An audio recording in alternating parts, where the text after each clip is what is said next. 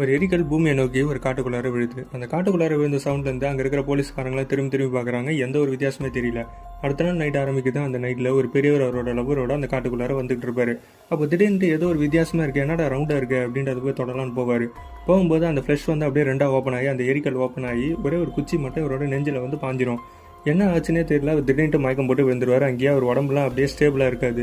இது தெரிஞ்சுக்கிட்டு அவரோட அந்த லவர் என்ன பண்ணுன்னா, விட்டா போதண்டாயப்பா அப்படின்ட்டு ஓடிடும். இவரும் என்ன பண்ணுவார்னா, சரி ஓகே நம்மளால் முடிஞ்ச வரைக்கும் நடந்து போயிடுவோம் அப்படின்ட்டு அவரோட வீட்டுக்கு போயிடுவார்.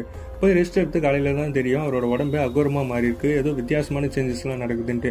அவரால் சாதாரண சாப்பாடு சாப்பிட முடியல, தண்ணி குடிக்க முடியல. சரி என்னடா பண்ணலாம் அப்படின்னு யோசிக்கும் போது அங்கே இருக்கிற மான், பன்னி, நாய், குருவி, ஆடு எதையும் விடாமல் எல்லாத்தையுமே அப்பயே அடித்து மொத்தமாக கரேஜில் போட்டு ஒன்றா உட்காந்து சாப்பிட்டுட்டு இருக்காரு பச்சையா. இது வந்து அவரோட ஒய்ஃபுக்கு தெரியல. ஆனால் ஒரு காலத்தில் தெரிய வரும்போது பெரிய விஷயமா மாறிடுது. அவரோட உடம்பை பார்க்குறாங்க. அப்போ தான் ரொம்பவே அகோரமாக மாறி இருக்காரு.